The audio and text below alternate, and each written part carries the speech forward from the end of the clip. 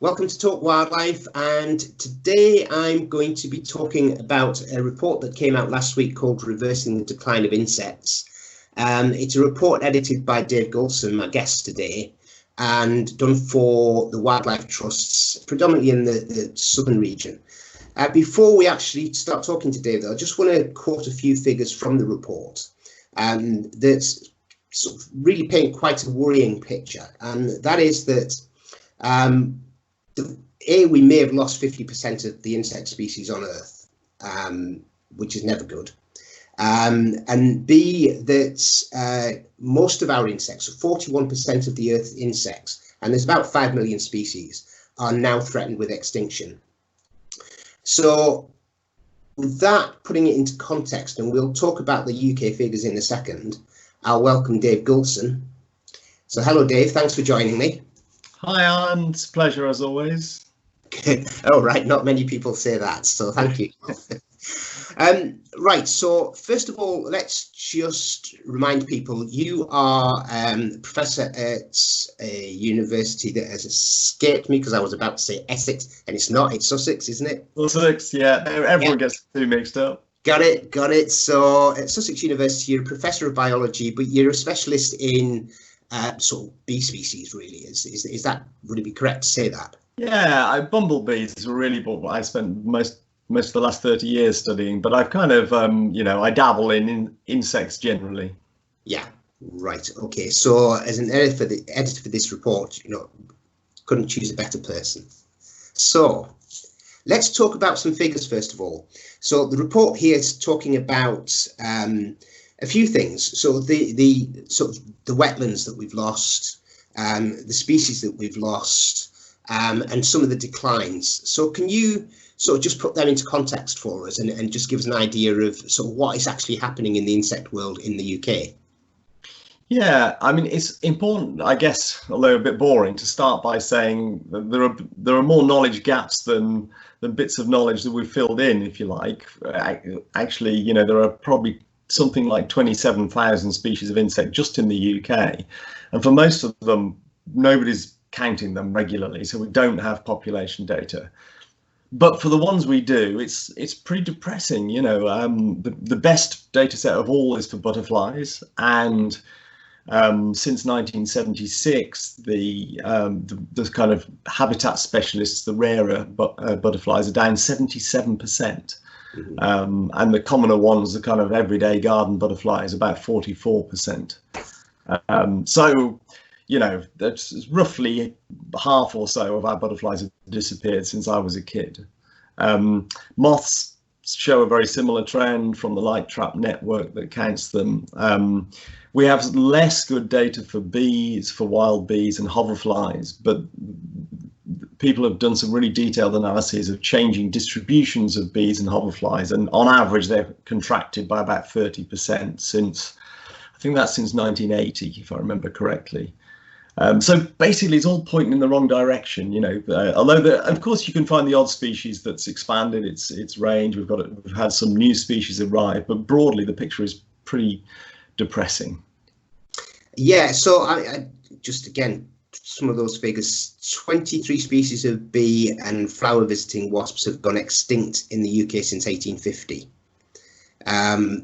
Some of the ranges have shrunk dramatically, and over the period from 1960 to 2012. As you mentioned, butterfly numbers have fallen about 46% since 1976. And we're talking here just not about the drop in insects, but also you look at things like sort of water meadows and water margins, and obvious habitat for various insects, and they're shrinking as well. So, I mean, first of all, just to address the question or the answer you gave to the last question, you mentioned about recording. And clearly it's very difficult to put in a citizen science project for the likes of hoverflies because there's so many of them and so many are so similar.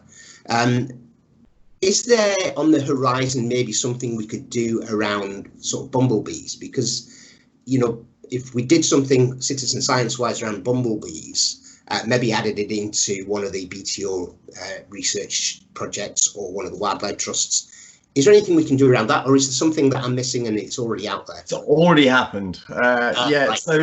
so the Bumblebee Conservation Trust, which is a charity I started back in 2006, they've been running a scheme called Bee Walks now for more than a decade, which is basically a copy of the butterfly recording scheme, where we ask people to walk a transect and identify and count the bumblebees they see, and if they, you can also collect data on other bees, but not many people can do it. So that's already happening, and also we linked up with BTO, and their garden birdwatch scheme also includes bumblebees. If people want to record in their garden every week, that's all already again happening. So for bumblebees, I think we're covered, but there's only about 25 or 6 species of insect of the, you know, as I mentioned, 7,000 species of insect. So it's, you know, it's great. I mean, obviously we need to monitor as many of our insects as we can, but you know, we're still left with these kind of massive gaps, which you just can't easily tackle with any conventional citizen science project, because they're such tricky blighters to identify. You know, most insects, it's really specialist. You know, there are only a handful of people in the country that can identify them, and then they usually need to kill them, stick them under a microscope, stare at their genitals, as us entomologists are wont to do, you know. So there are big challenges. I mean, a different approach is to do something like this, the pretty well-known German study which was published in 2017, where they used malaise traps which basically catch flying insects, and they drown them in alcohol. Again, it's destructive, which is far from ideal. But they didn't even count the insects, or they haven't finished counting the insects. They just weighed them, and that revealed these really terrifying drops in the biomass of flying insects in Germany, down 76% in 26 years. And now that, you know, it would be perfectly plausible to do that kind of thing on a big scale across the UK. It would need to be, you know, sort of funded perhaps by government, some kind of, you know, long-term research funding, but it wouldn't be that expensive. It would make me slightly wince at the prospect of all the insects it would kill. But there's no simple solution, unfortunately. There is no easy way to get good data on how all our insects are doing. And moving on to the report, obviously what we've painted is quite a bleak picture. The one thing that really stood out in the report was something that was written that said that with some help, insects can bounce back. You know, they're quite quick to recover. Can you put a bit of context around that for us? Yeah, I mean, so, you know, a lot of conservation is focused on large mammals, you know, northern white rhinos or tigers, or whatever. And of course, that, you know, I can understand that focus. Fair enough, you know, they're big and cool and everything else. But they're also pretty difficult to look after, you know, because they need huge areas to support them, and they breed really slowly. So, you know, it can take decades for them to recover. Whereas insects, most of them breed pretty quickly. They have several generations a year. They can produce a lot of offspring if the conditions are good. And it's absolutely true that not many have gone extinct. And there are some really nice examples of places where we've seen insects recover when we've just given them a bit of space, stopped poisoning them, given them somewhere to live and something to eat, essentially. So, you know, if you go to the NEP rewilding project in West Sussex, where they've got the second biggest population of purple emperor butterflies in Britain now, from a baseline of 0 purple emperors only 18 years ago. Yeah. Or I wrote about it in one of my books, Bee Quest, these amazing brownfield sites in London, which are teeming with insects, including really rare species, which, and, you know, in the case of, there's one of them I visited at West Thurrock, which was a coal-fired power station site, and they dumped all the fly ash onto a patch of a few dozen acres next to the power station. And then because it was contaminated land, it was just abandoned for 20 years, and the power station was demolished, and everyone kind of forgot about this cordoned off little patch of land in the middle of a horrible industrial area in East London. Sorry, any residents of West Thurrock, but, you know, it's not beautiful. And then one day you know, an entomologist went in there and found it was just teeming with insect life and full of flowers and all sorts of rare species. that some of which hadn't been seen for decades. You know, nobody really knows how they got there, but it is really impressive how insects can recover. We just, you know, need to give them the right conditions, basically, and we can do it. So there's nothing stopping us from, you know, halting insect declines and reversing them. Okay, so what will it take? And we'll broaden on that in a second. And what I want to just say to people is, you know, this report, although it sort of starts off with a bleak picture, is actually a very positive report, given that it covers some of the projects that are actually in place and that are actually making a massive difference. And what struck me was that this is not just wildlife trusts or wildlife reserves, it's councils, and councils take a lot of battering for sort of cutting verges and all the rest of it, but there's some really good work being done by councils in here. It's farmers, it's communities, it's groups, it's individuals. It's got some really, really good examples of what can be done. So let's talk about that. Let's talk about what can be done. If we're saying, well, you know, it would be, I won't say easy because that belittles it, but relatively, you know, it wouldn't be overly difficult to reverse these trends. What can people do, looking at the sort of the big picture, but then also looking at right down to the individual? So what, first of all, needs to happen at a government level? Okay, so actually, can I skip come back to government and start by saying, so the whole point of the new report, like a year ago, we released a report focused on, it was in-depth kind of description of the evidence for insect declines and the causes of insect declines as we understand them and so on. It was pretty depressing. This new report is, it starts with a quick summary of the doom and gloom, but its main focus is on highlighting what people can do. And what we are broadly trying to do is make people understand that everyone can get involved. What we're hoping, it sounds a bit cheesy, but you know, it's basically a call for everybody to stand up and, you know, become an insect champion, to get out there and do something.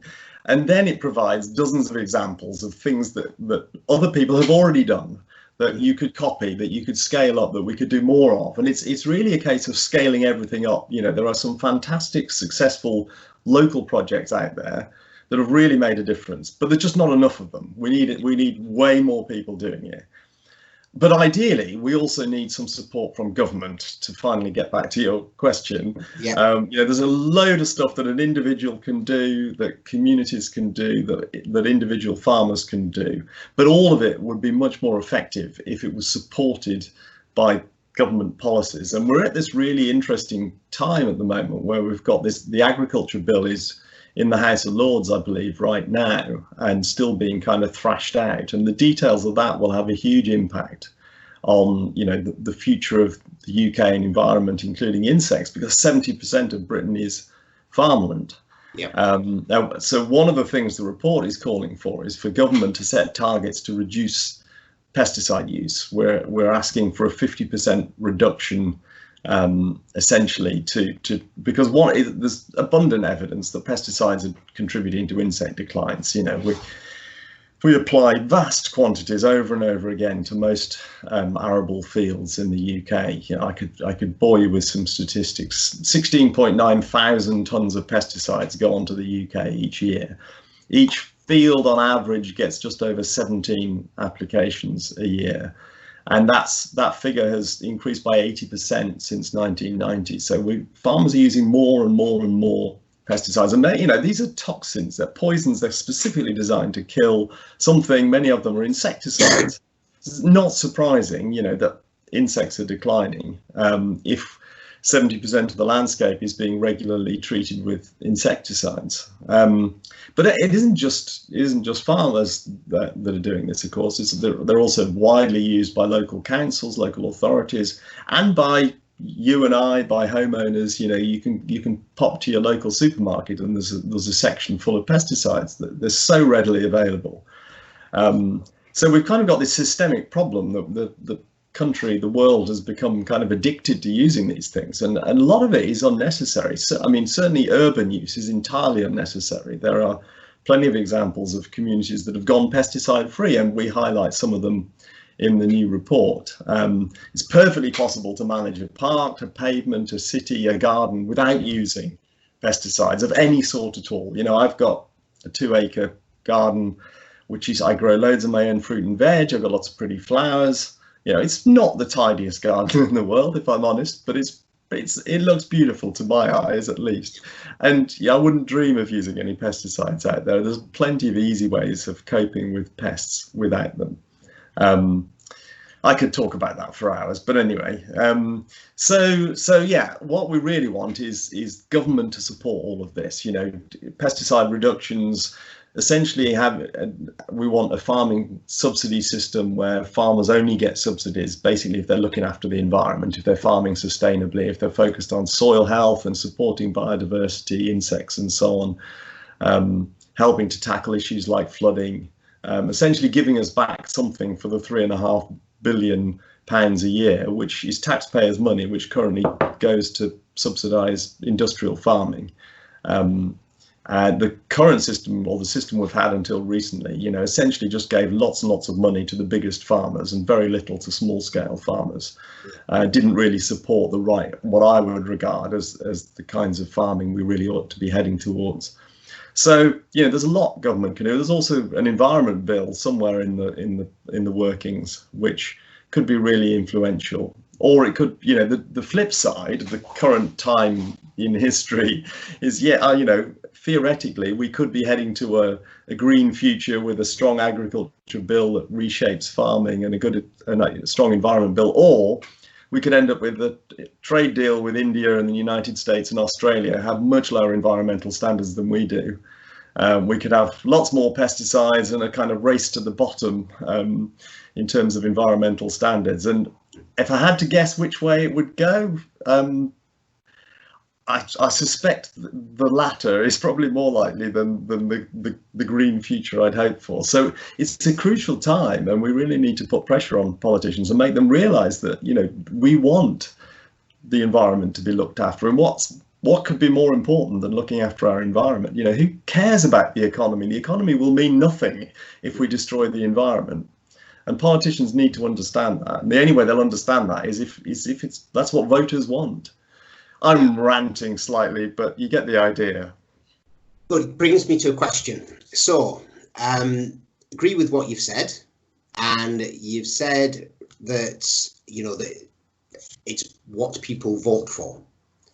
So let's just touch on that a second before we go back to what individuals can do, because this might sort of take us in that direction anyway. Why, and you covered it in your first report, but people might not have seen that. So, but why should people care? Why should people care that insects are in decline? You have touched on it and how it impacts on the economy and us, but just give us more context on that so we can understand why we should care. Yeah, absolutely. So, I mean, actually, the reason I care about insects is because I think they're fascinating, beautiful. They deserve to live here as much as we do. But that doesn't work for a lot of people. They think, ugh, creepy crawlies, who gives a damn about those things? But actually, you know, whether you think they're interesting or important for their own sake, you should still care about them because they're vitally important to us humans, and generally to the way the world works. You know, so we run through it quickly. Insects make up about 2/3 of all known species on the planet. They are biodiversity, or a huge chunk of it. And they're food for a very large proportion of the remaining organisms. There wouldn't be many birds around if we didn't have insects for them to eat. There wouldn't be any bats. There wouldn't be most lizards, freshwater fish like trout and salmon, amphibians, frogs, and so on. They'd all disappear if they didn't have their food supply. Then, of course, directly affecting us, insects pollinate our crops. In Europe, 80% of the crops we grow need pollinating by some kind of insect. Bees, wasps, beetles, flies, there's all sorts of insects that contribute to pollination. And they're responsible for about 1/3 of the food that we eat in the world, including most of the fruit and veg. So we simply couldn't feed the human population on the planet without pollinating insects. Particularly feeding us a healthy diet would be really tricky because we wouldn't have most of the fruits and veg, and therefore most of the vitamins and minerals that we get from them. So literally billions of people would die if we didn't have pollinators. That's a pretty good reason to look after insects. Then they also do a whole bunch of other things. You know, there's almost every ecological process you can think of, but particularly things like nutrient cycling, breaking down dead bodies, cowpats, more or less any kind of organic matter. Insects are involved in breaking it down and releasing the nutrients so that new plants, new crops can grow the next year.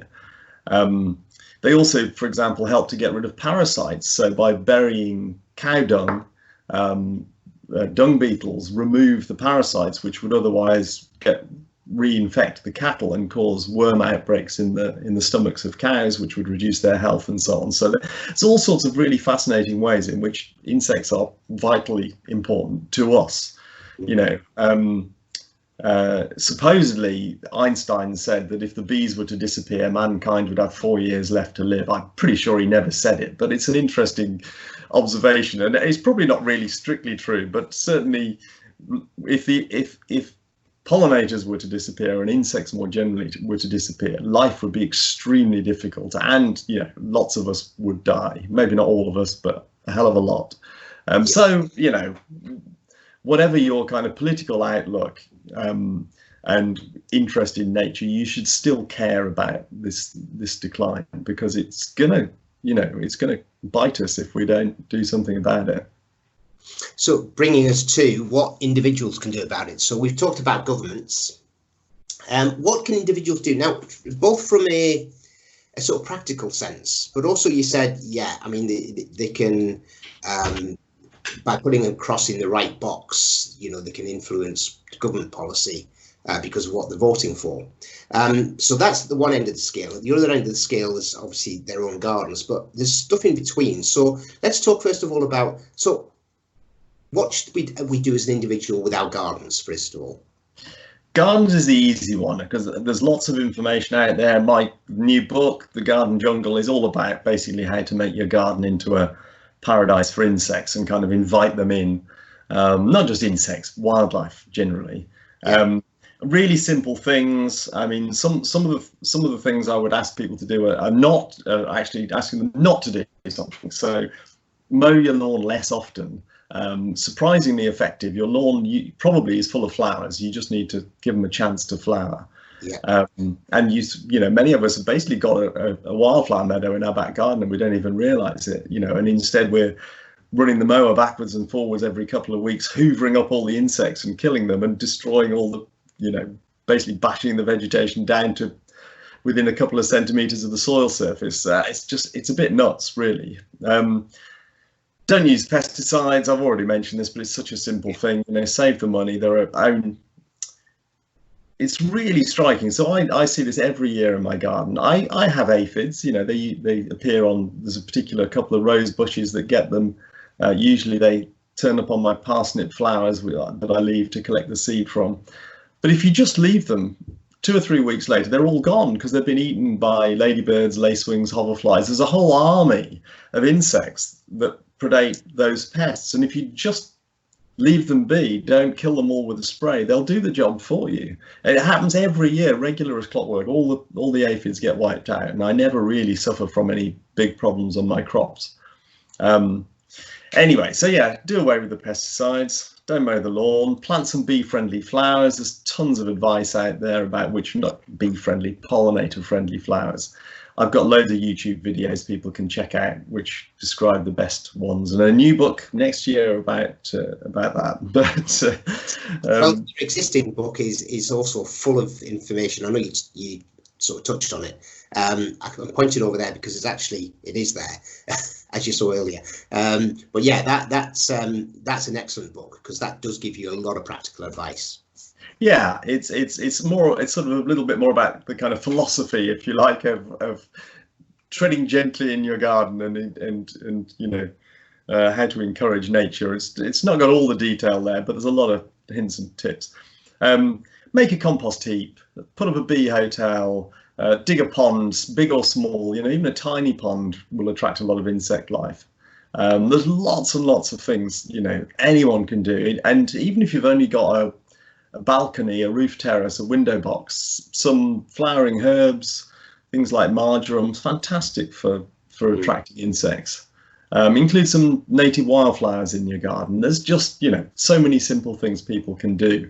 And just imagine, if everybody did that, because there are about, if I remember correctly, 500,000 hectares of gardens in the UK. So, if most of those were insect friendly, that's a massive network of sort of like a miniature nature reserves, if you like, or it's a bigger area than all of our actual nature reserves in the UK. So yeah, I think that has the potential to be amazing. And to be positive, there's a lot of people already doing this. There's garden centres sell bee-friendly flowers with, badged as such, because that's what many people want. They want to encourage nature in their gardens. So we're already kind of moving that way, although of course at the same time, there are people astroturfing their gardens, hard paving their gardens. It makes me weep to see, but so it's not all good, and we need to somehow raise the awareness. I mean, astroturf, really, plastic grass, is that, I mean, it's so depressing. It absorbs no water, so it's adding to flooding. It supports zero wildlife. There's some suggestions that all the plastics, the phthalates and God knows what in the plastics are bad for you. They get really hot in hot weather because they just don't, so you can't even sit on them on a sunny day.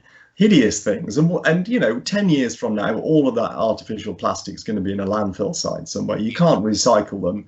It's the most stupid thing that we. Sorry, I'm going off on one. Pet hate. Fine, I'm completely agreeing with that one. Yeah. Sorry, Alan. Let me just ramble on a bit longer. So that's gardens, but then to move on to the kind of related thing is there's also a lot of other urban green spaces. Parks, cemeteries, edges of football pitches and school playing fields, road verges, roundabouts, and everywhere you go in urban areas, you see green space. But often it's again, tightly mowed, strimmed over and over again, or it's been hard paved, all planted up with some exotic conifers or whatever just to cover the ground. But they don't have to be. And if we could get councils on board, and there's some really nice examples in the report of community initiatives involving working with the local council to plant flowers to make these kind of urban green spaces more wildlife friendly, and that would link up all the gardens, and obviously road verges and roundabouts would link up towns and cities as well potentially. So there's enormous scope there. And I think councils are really waking up to this. There are quite a few that have gone pesticide free. There are lots that have reduced their mowing, partly by default because of the virus lockdown. They've kind of had to. But then, some of them have thought, well, actually, that wasn't such a bad thing. We'll carry on, even after the virus epidemic, we'll reduce the mowing. Of course, not all. The pictures on social media of beautiful flowery meadows being destroyed by strimmers and so on, sadly. But I think the word is spreading, and local authorities are starting to buy into the idea of encouraging that this is vital. We are in the midst of the 6th mass extinction event. This is a crisis as big as climate change. So people often think climate change is the biggest problem we face, and it's massive. But I think biodiversity collapse is equally important, and the two of course are interlinked as well. So we all do need to engage with this, and it's happening, but as I said, it's a bit slow, and we need more councils, we need more people, we just need more of everything if we're really gonna turn this around. Well, interestingly, your sort of ramble there was actually the answer to the question I was about to ask you. But I am going to just sort of sit with that for a second. So I've had interactions with a developer, 2 contractors, to save some bee orchids opposite my house. Last year, I'd counted nearly 300. I'd written to the council. They said it wouldn't be mown. It was mown 2 days later, the whole lot gone. This year, I had found out last year from the council that it was a developer that owned that land. So this year, as soon as it started coming up, I got in touch with the developer. And I'm happy to say that between the developer and the contractors, we lost, I think, 5 plants. That was it, because I had to compromise on one area, 5 plants. So we've probably not got as many as last year because of the mowing, but we've got a lot, or we had a lot, because now they've passed it. But what we've also now got is we've got massive patches out there that have been left for wildflowers. And I've got an agreement with the contractor that will only mow where I say they can mow, which is quite pleasing. Which is basically just the paths for dog walkers. So, and they've been great. Now, there's that on the one hand. I also had the councillor come down, or one of the councillors come down and see me, and we talked in depth about, protecting larger green areas that are council owned around Wymondham. So there's 2 different bodies there. There's the contractors and there is the local authorities, both of which take a massive amount of stick because they mow things. And I was sitting back and I was thinking, well, hang on, you're not getting people sitting in an office going, how can we pay off everybody that's interested in flowers? How can we disrupt places for pollinators? They're not sitting there consciously making those decisions. So I don't know whether you'll agree with me there, but I think it's an education process and this is what I was alluding to earlier when I said about individuals and what more can they do. Because I'm an individual and I managed to, I don't want to fly my own flag, but I managed to save. No, it's brilliant. I mean, that's exactly the kind of thing, if more people took the trouble to do what you did exactly, there'd be orchids everywhere. They'd all be being saved, but there isn't an Allan in every street, sadly. But yeah, sorry, I was interrupting you. No, you're dead right. But what I'm thinking is, well, how can we, first of all, through the wildlife trusts potentially, because it's a big network and they do a lot of extremely good work, but I know that with the Take Action for Insects that they've now launched with these reports, and I'm signed up for that, and I'm going to be interested to see how that engages me, because my question is, how can we have more Allans on streets and more Allans in towns making that difference? And that's the first question. How can we trigger them into action through this campaign? But number 2 is, because I said about these guys sitting there not purposely, or I hope not purposely, making decisions to sort of decimate flower meadows and road verges and all the rest of it, what do you think we can do? Because I tried doing it through a Twitter campaign and it stalled at the first hurdle. But what can we do to educate the people making the decisions in local councils and in contractors so that they're not making the wrong decision? I mean, it is difficult, isn't it? The answers to those 2 questions are kind of one and the same, really, because it's all about education.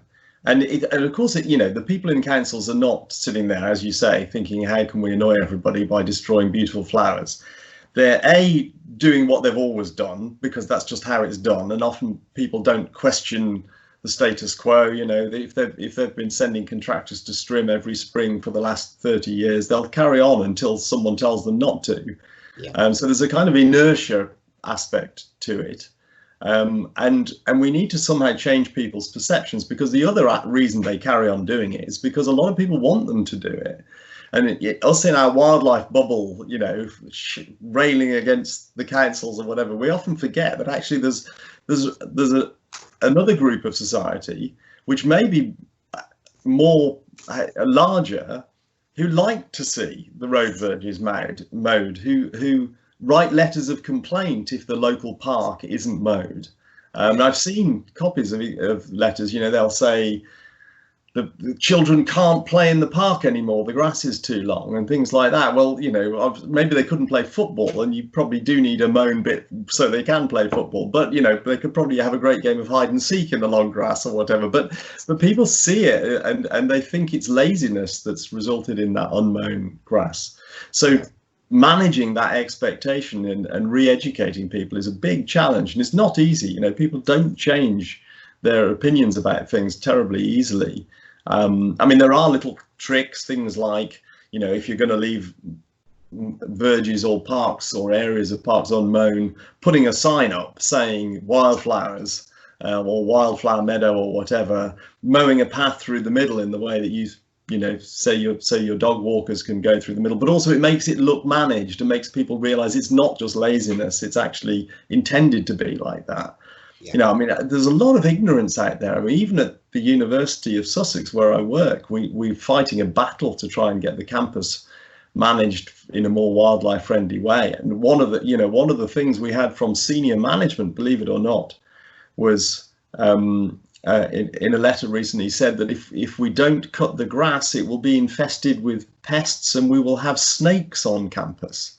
I mean, you know, I mean, it's laughable, but I'd love it if we had snakes on campus, but there's precious little chance. And if we did, it would be great. You know, pests, snakes are not a threat. This is Great Britain. We don't have anything poisonous apart from, well, adders, obviously mildly poisonous. But Jesus, I just, you know, I saw that and I thought, my God, this shows what we're up against. You know, this kind of blind ignorance and ingrained kind of obstinate refusal to change. And anyway, so it's difficult and there is no easy answer. I mean, one of the biggest challenges I think facing, you know, conservationists generally is how do we reach the majority of people who still haven't engaged, who don't realize they don't realize insects are important, they don't realize the environment is critically under threat and that it actually threatens them and their children's well-being into the future, because it does, but they don't know it, and they've not really, you know, they're in their own little world, of course, as we all are. You know, they,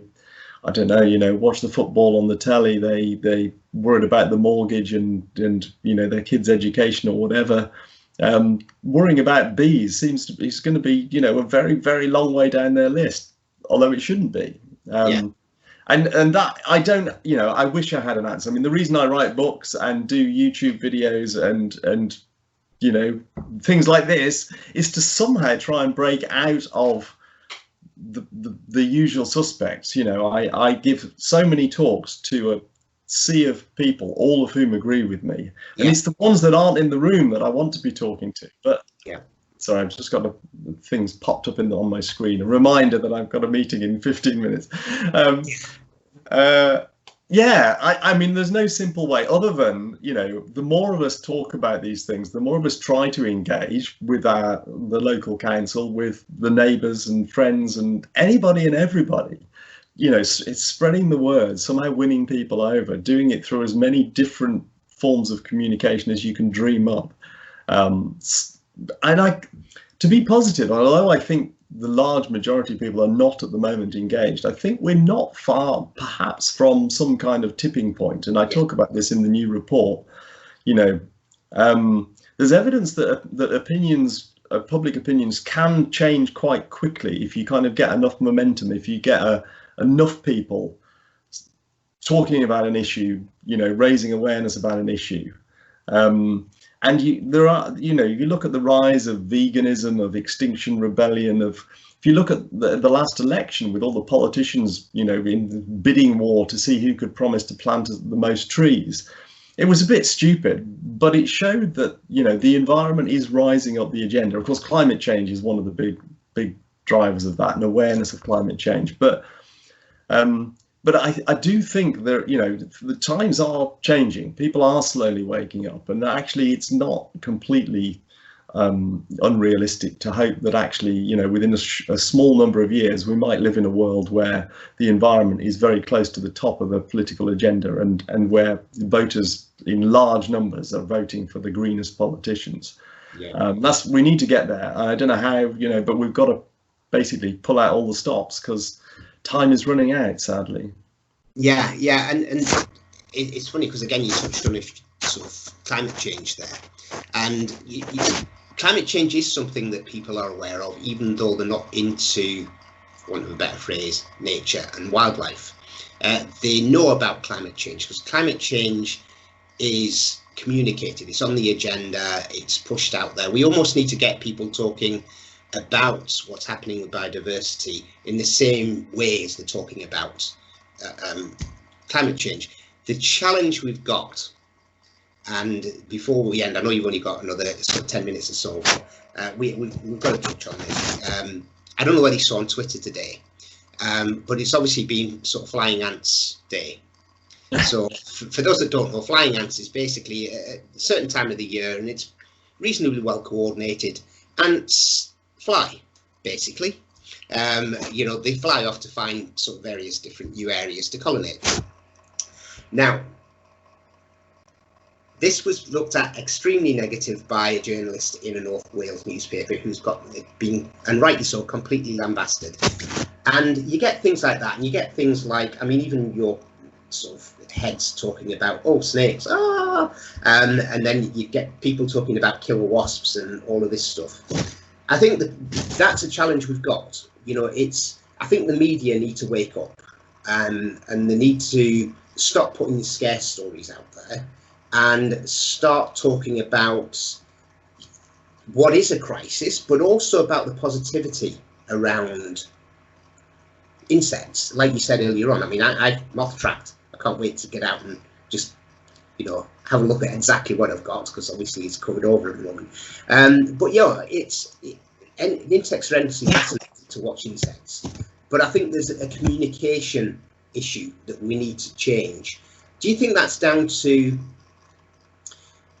individuals such as the likes of yourself and Chris Packham, and in a small way me, to actually try and get that communication step change? Or do you think that it's something that should actually again be in combination with the governments? Because there seems to be that conflict.